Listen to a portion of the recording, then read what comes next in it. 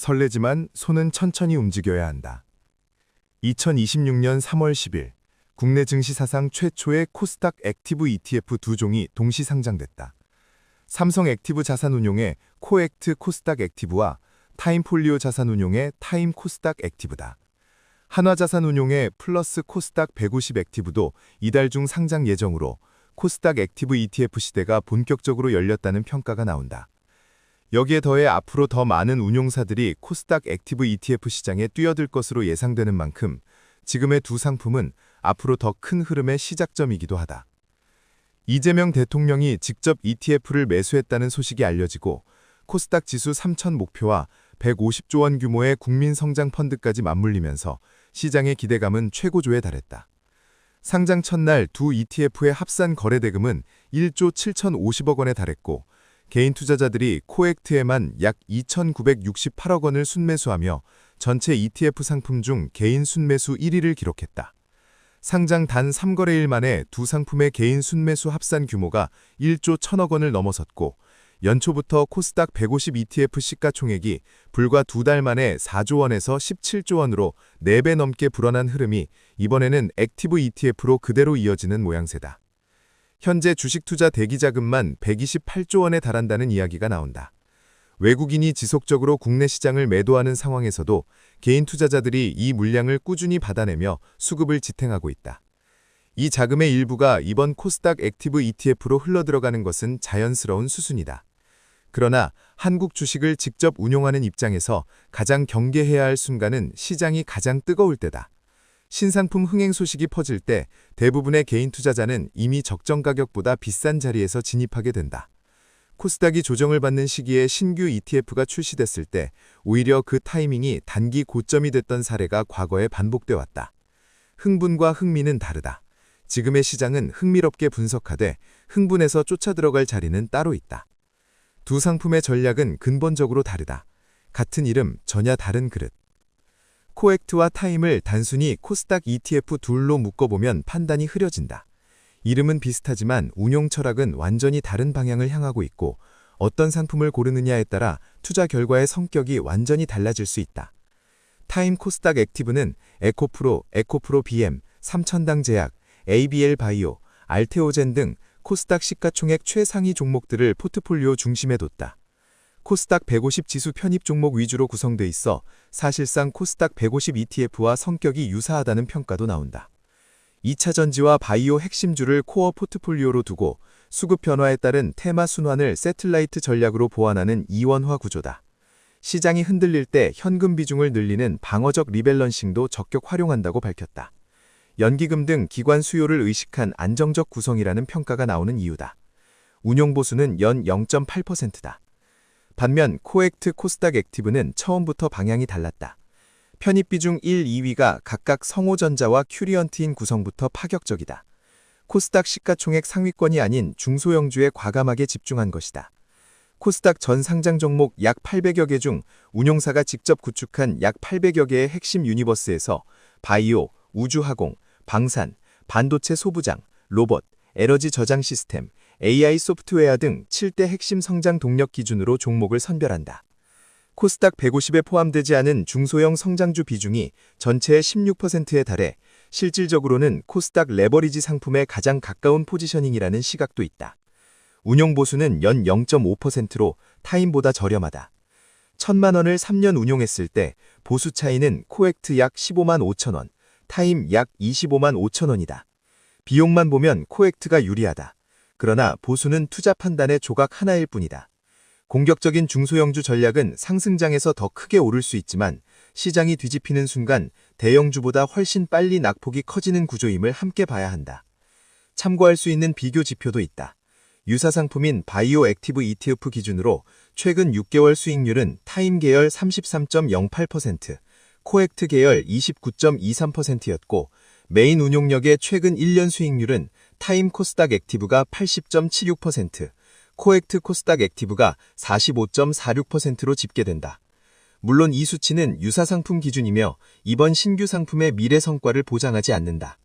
그리고 코스닥 전체 영업이익이 코스피 대비 고작 2% 수준에 불과하지만 코스닥 150 ETF 규모는 코스피 200 ETF의 30%에 달한다는 지표도 함께 봐야 한다.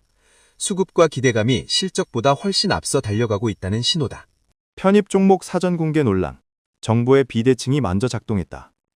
상장 전날인 3월 9일 오후 KO액트가 편입할 종목들이 웹세미나를 통해 사실상 사전에 공개되며 시장에 파장을 일으켰다. 세미나 직후 장외시장에서 큐리언트는 최대 21% 이상 급등했고 성호전자, 파두, 보로노이 등 편입 상위 종목들도 일제히 올랐다. 이튿날 정규시장에서 큐리언트는 25.37%, 성호전자는 28.31% 급등하며 코스닥 당일 상승률 최상위를 차지했고 편입 상위 10개 종목 중 6개가 그날 52주 신고가를 갈아치웠다. KO액트 상장 첫날 수익률이 11.94%에 달한 이유는 이 수급 효과가 집중적으로 터진 덕분이었다. 금융감독원이 사실관계 확인에 나섰으나 현행 법령상 ETF 포트폴리오의 사전 공개 시점을 명확히 규제하는 조항이 없어 제재가 쉽지 않다는 결론이 났다. 사실상 제도의 허점이 처음 드러난 것이고 앞으로 더 많은 액티브 ETF가 출시될 경우 이 구조적 문제는 반복될 가능성이 높다. 한국 주식을 직접 운영하는 입장에서 이 구조는 상당히 불편하다. 정보를 먼저 접한 사람이 사전에 매수하고 이후 개인 투자자의 자금이 유입되며 주가를 끌어올리는 패턴은 코스닥 특유의 수급 게임이 ETF라는 새 포장지 안에서도 반복되고 있다는 것을 보여준다. 더 큰 문제는 편입 종목을 알았다 해도 언제 팔아야 하는지는 아무도 알려주지 않는다는 점이다. 매니저가 비중을 줄이거나 편출할 때 개인은 뉴스를 통해서야 뒤늦게 안다. 그 시차가 고스란히 손실로 이어진다. 2000년대 초 펀드 시장에서도 같은 일이 있었다. 편입 종목을 미리 아는 사람이 있었고 그 정보를 보고 따라 들어간 개인도 있었다. 그러나 모두가 수익을 낸 것은 아니었다. 하루 변동폭이 10%에 달하는 시장에서 사흘만 타이밍이 엇갈려도 30%의 성과 차이가 생긴다. 기관의 운용팀에는 포트폴리오를 설계하는 매니저, 비중을 결정하는 담당자, 매매만 전담하는 트레이더가 각각 분리돼 있고 이들은 종가 단위로 리밸런싱을 실행한다. 개인이 이 속도와 정밀도를 따라가기란 구조적으로 어렵다. 요리 레시피가 정확히 같아도 손맛이 다른 것처럼 같은 종목을 같은 날 사도 결과가 다른 이유가 바로 여기에 있다. ETF 시장 확대는 하락장의 낙폭을 증폭시킬 수 있다. ETF는 구조상 환매 요청이 들어오면 종가 무렵 대규모 매도가 일시에 집중되는 경향이 있다. 상승장에서는 이 효과가 눈에 잘 띄지 않지만 하락장에서는 동일한 시각에 쏟아지는 매도 물량이 낙폭을 비대칭적으로 증폭시킨다. ETF 시장이 굳을수록 하락 국면에서 이를 방어해줄 수급 주체가 줄어드는 역설이 생기는 구조다. 알고리즘 기반의 기관 투자자들은 특정 지수선이 무너지면 자동으로 매도를 실행하도록 프로그램돼 있어 일정 선이 깨지면 연쇄 매도가 이어지고 낙폭이 더욱 깊어지는 악순환이 반복될 수 있다. 이번 3월 초 이란 전쟁 여파로 코스피가 15% 이상 폭락하는 과정에서 기관은 위기관리 차원의 매도를 피할 수 없었다. 코스피에서 외국인과 기관이 각각 13조 8천억 원을 순매도한 반면 개인 투자자들이 18조 9천억 원을 순매수하며 사실상 방어선 역할을 했다. 개인이 폭락하는 날 7조, 3조 원씩 저가 매수에 나섰고 다음 날 급반등 시 일부를 팔아 수익을 실현하는 흐름이 반복됐다. 이번 장에서 개인 투자자들의 저가 매수 전략이 결과적으로 옳았던 것이다. 공매도 세력의 역할도 재평가해 볼 필요가 있다. 평소에 매도를 쳐두다가 하락 국면에서 걷어들이는 방식이 오히려 급락 국면의 충격을 완충하는 기능을 한다는 시각이 존재한다. 이 구조를 이해하면 공매도를 무조건 적대시하기보다 미장 메커니즘의 일부로 이해하는 관점도 가능하다. KO액트는 중소형주 비중이 높은 만큼 시장 충격이 오면 대형주보다 더 먼저, 더 크게 빠질 가능성이 구조적으로 내재돼 있다. 코스닥은 코스피보다 유동성이 얇다. 단기 매수세가 몰리면 주가가 빠르게 오르는 것처럼 매도세가 겹치면 낙폭도 그만큼 크게 나타난다. 합리적인 대응은 하나다. ETF 매도 물량이 쏟아지는 하락 국면에서 오히려 분할 매수의 기회를 포착하는 것이다. 지금처럼 초기 자금 유입이 폭발적인 시기에 일시에 들어가는 것보다 조정이 한 차례 더 온 이후에 진입하는 타이밍이 훨씬 유리할 수 있다. 상장 첫날의 화려함은 기준이 될 수 없다. 상장 첫날 코액트의 수익률은 11.94%였다. 단 하루 만에 12% 가까이 올랐으니 누구나 흥분할 수밖에 없다. 그러나 이 상승은 펀더멘털 개선이 아니라 대규모 초기 자금 유입과 편입 종목 수급 효과가 한꺼번에 폭발한 결과다. 첫날의 화려함은 그 이후를 보장하지 않는다. 실제로 상장 이후 며칠이 지나자 편입 종목들의 주가 흐름은 안정세를 찾지 못하고 출렁였고 ETF 자체의 수익률도 첫날 수준을 유지하지 못했다. 큐리언트는 편입 사실이 알려진 직후부터 급등하기 시작해 상장 당일 신고가를 기록했다가 투자주의 종목 지정까지 이뤄졌다. 편입 소식을 듣고 뛰어든 개인 투자자가 있다면 그 이후 주가 변동의 위험은 고스란히 개인이 감단해야 한다. ETF 편입이 확정된 종목이 급등하는 이유는 기업 실적이 좋아진 것이 아니라 수급이 몰렸기 때문이다. 수급은 들어온 만큼 빠질 수 있다. 매니저가 비중을 조정하거나 종목을 교체하는 순간 그 수급 효과는 역방향으로 작동한다. 삼성 액티브 측은 포트폴리오를 ETF 운용에 따라 실시간으로 변경할 수 있다고 명시했다. 오늘 편입됐다고 내일도 같은 비중으로 유지된다는 보장은 없다. 운용 보수도 장기 관점에서 반드시 짚어야 한다. 액티브 ETF는 잦은 종목 교체와 리밸런싱이 구조적으로 수반된다. 이 거래 비용이 운용 보수 외에 추가로 쌓인다는 점까지 고려하면 패시브 ETF 대비 실질 비용 부담이 생각보다 크게 느껴질 수 있다. 그렇다면 이 비용을 정당화할 만큼 초과 수익이 꾸준히 나올 수 있느냐는 질문이 따라붙는다. 글로벌 데이터 기준으로 장기적으로 패시브 인덱스를 꾸준히 이기는 액티브 펀드는 전체의 20% 미만이다. 코스닥 액티브 ETF가 그 20%에 들어갈 수 있는지는 아직 증명된 바 없다. 흥행 성적으로 상품을 고르지 말고 운용 철학과 비용 구조, 그리고 자신의 투자 성향을 함께 대조하는 작업이 선행돼야 하는 이유다. ETF 편입 종목을 따라 개별 투자하는 전략의 한계. 코스닥 액티브 ETF 등장과 함께 자연스럽게 생기는 유혹이 있다. ETF 편입 종목을 확인하고 그 종목을 개별로 직접 매수하는 방법이다. 전문가가 공들여 선별한 종목인 만큼 좋은 기업일 가능성이 높고 ETF 자금 유입으로 주가가 추가 상승할 수 있다는 논리다. 나도 이 고민을 실제로 해봤다. 그러나 요리 레시피가 정확히 같아도 손맛이 다른 것처럼 같은 종목을 같은 날 사도 결과는 다르게 나온다. 그 차이를 만드는 것은 결국 타이밍, 즉 시차다. 더 큰 문제는 편출 시점이다. 오늘 포트폴리오를 확인하고 따라 샀는데 내일 매니저가 그 종목을 편출하면 ETF는 다른 종목으로 리스크를 분산하지만 따라 들어간 개인은 그냥 들고 있어야 한다. 거래 정지나 갑작스러운 악재가 터지면 피해는 고스란히 개인 몫이다. ETF 편입 종목 따라 투자 전략이 오래가기 어려운 이유가 하나 더 있다. ETF는 매일 리밸런싱 된다. 내가 편입 종목을 보고 들어간 다음 날 이미 그 포트폴리오는 달라져 있을 수 있다. 내가 보고 들어간 정보는 이미 과거가 된 것이다. 따라 들어가는 전략은 정보의 시차를 극복하지 못한 채 매번 뒤늦게 진입하는 구조를 반복하게 된다. 만약 ETF 편입 종목을 보고 투자를 결정한다면 반드시 엄격한 손절 기준과 철저한 분산 비중을 함께 설정해야 한다.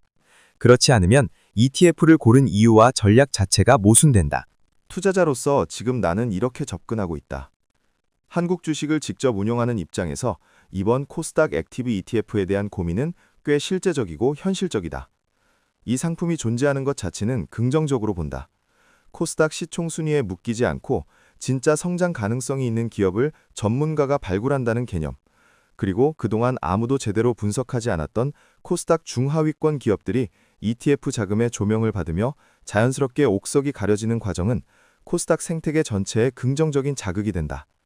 실제로 코스닥에는 시총 132위권의 기업 중에서도 아무도 커버하지 않고 아무도 공부하지 않는 알짜 기업들이 존재한다. 이런 기업들이 액티브 ETF를 통해 발굴되고 공부되는 과정 자체가 코스닥 시장의 자정작용이 될 수 있다는 점에서 정책 방향과 맥이 닿아 있다. 하지만 냉정하게 보면 지금이 최선의 진입 타이밍이라고 단정하기 어렵다. 출시 직후 1조 원이 넘는 자금이 몰렸고 편입 종목들이 이미 20에서 25% 이상 급등한 상태에서 시작하는 것은 가장 비싼 자리에서 출발하는 것과 같다. 코스닥이 중동 이슈나 글로벌 신형 위기로 한 차례 더 조정을 받는다면 중소형주 비중이 높은 코액트가 먼저 더 크게 빠질 것이다. 그 국면이 오히려 더 나은 진입 기회가 된다. 지금 당장 전액 투자보다는 일부 비중으로 먼저 포지션을 잡고 조정 시 분할로 늘려가는 방식이 현실적으로 가장 안정적인 접근이다. 타임과 코액트 중 어느 쪽을 선택하느냐는 결국 본인이 감내할 수 있는 변동성의 크기에 달려있다. 코스닥 전체 방향성에 무게를 두고 싶다면 안정적인 타임이 맞고 중소형 성장주에서 초과 수익을 노리되 급등락을 버틸 수 있다면 코액트가 맞는 그릇이다. 두 선택 모두 옳고 그름이 없다. 다만 내 포트폴리오와 리스크 허용 범위를 먼저 알아야 선택이 가능하다. ETF를 골랐다면 그 이후에는 매니저의 판단을 믿고 기다리는 태도가 필요하다. 편입 종목을 매일 들여다보며 따라 사고 파는 행위는 ETF를 고른 이유 자체와 모순이다. 좋은 상품을 골랐으면 그 상품을 운용하는 전문가에게 제대로 맡기는 것도 투자자의 역량이다. 마지막으로 한 가지만 덧붙이고 싶다. 한국 개인 투자자들은 이번 폭락장에서도 저가 매수에 나서며 시장을 지탱했고 급반등 시 수익을 실현하는 스마트한 모습을 보여줬다. 128조 원의 대기 자금은 단순한 숫자가 아니라 시장에 대한 믿음이다. 그 믿음이 코스닥 액티브 ETF라는 새 그릇 안에서 잘 운용될 수 있도록 설레는 마음과 투자 판단은 반드시 분리해야 한다. 시장이 가장 뜨거울 때 가장 침착하게 기다릴 수 있는 사람이 결국 더 나은 자리에서 더 좋은 결과를 만든다.